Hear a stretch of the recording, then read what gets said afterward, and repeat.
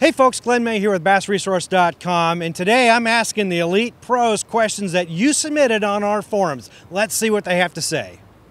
Chris from Maryland, he asks, if you are scheduled to fish a lake or river that you've not had the chance to pre-fish or haven't fished in a long time, what are the three most important things you look at?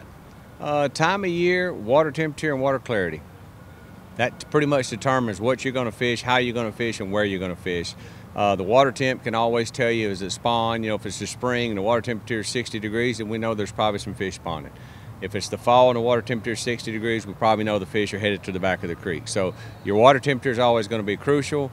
The time of the year is going to dictate kind of where the fish should be, teamed with the water temperature, and then the clarity would be what color bait you'd fish or what style you would fish. What are the three most important things you look for? Well, a river, be safe, because, you know, rivers, I think of the Arkansas River, Stumpy and stuff like that. Be careful.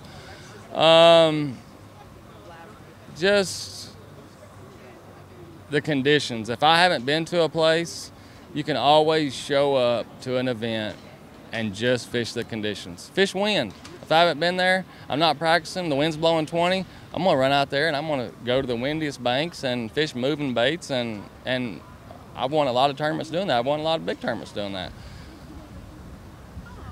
Wind's not blowing, that might be a little tough, but you know, if they're spawning or if they're deep, pick you a place on the map out there and go out there and start dragging deep. You just really have to fish. You really have to fish the conditions and, you know, just develop some confidence quickly and figure out that pattern as quick as you can if you haven't been there. And you know, believe in yourself. If one bite is not a pattern, 2 bites, maybe 3, you're good. You get that third bite doing something, have confidence that what you have figured out is the right thing, and have confidence in yourself to run it.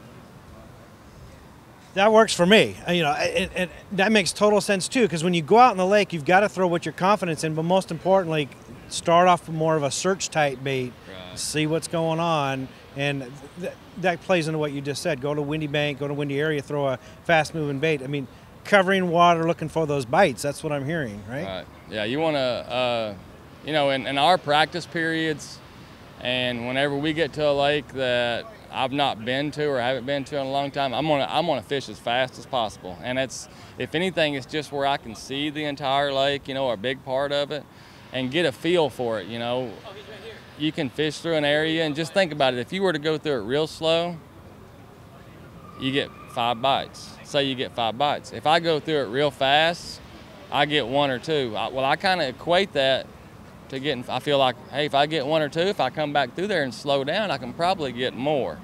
But also that lets me cover a big part of the area, you know, and a big part of the lake, because we only get 2.5 days, and you may see after, you know, you spend a day on the south end practicing and you're going granny slow. Well, by the end of the second day, you get up there and there's topped out hydrilla on the upper end, you probably know that you made a mistake, you know, and you've missed out on all that time. So you want to kind of, you know, when I get to a lake, the first day I kind of pick an area and I fish, and I just take off and I fish everything and I develop some kind of pattern. And then the second day is my run around and try to pick the best areas for that pattern. And then the third day is just go and make sure I hadn't missed anything, you know. And it works. Everybody has a little different way of doing it, but yeah, whenever you haven't been there, you have no, you know, history there or anything like that. You just have to move and move until you get it figured out. If I haven't fished them in a long time, number one's going to be what time of year is it? What stage should the fish be in?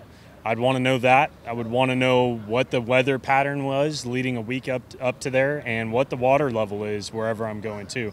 Knowing the water level, whether it's high, low, if I had been there before, what it is comparable to that. So many times, so often, we go places where the water level is just different, and you can't go back to those same areas and catch fish. You have to fish new ones, and paying attention to the water level at the lake or river, wherever you're at, is extremely important. So don't fish memories. Try not to. You know, I've heard Brent Ayler say it before, and I really do it myself. Is I try not to save too many waypoints unless it's a hard object that I know is going to be there forever. You know, if it's a rock pile or something like that, I try not to save waypoints because they're always changing, and I don't want to go back and fish stuff that was good before. It rarely means that it'll be good again. So let's say I take you to a lake you've never seen before. What's the first thing? Two things. What's the first thing you look for, and what's the first bait you pull out? That's an interesting question. First thing I would look at, water clarity, and if it was dirty, I'm probably going to pull out some kind of spinnerbait, crankbait, you know, something like that. Berkeley square bull, cover a lot of water, and if it's clean water, I'm probably going to pull out some kind of Berkeley plastic. You know, maybe it's a pit boss that I'm flipping, or a Havoc bottom hopper on a shaky head or drop shot. Perfect. Yeah. What are the three most important things you look for? Oh man, unfamiliar waters, that's my jam. I love fishing just run and gun style. I call it freestyle fishing. The first three things I look for, one is the most obvious cover in the lake. Like let's say we've got like a Florida lake that's a big round bowl. I'm gonna look for that one obvious dock with the green arrows sticking on it. Just the most obvious piece of cover, and that's generally where I start. So that's one. Or the most obvious main lake point, whatever it is. I'll always start there to try to get me clues. Two, wind. Wind is a huge factor in what we do. Wind always blows, no matter what. Now, a lot of anglers run from the wind. I like chasing the wind. I love fishing the windiest banks possible. Breaks up light penetration. It pushes bait fish into some of those banks. And three, water clarity. Water clarity is a big one. You know, if it's a southern type lake where you know dominant patterns like flipping a black and blue jig, I want to find that dirty water. If we're up north, I want to find the cleanest water possible to throw those little worms and swim bait, stuff like that. Great advice. I think those three things will put you on fish, guys. Absolutely. Play this video again and listen to what he just told you.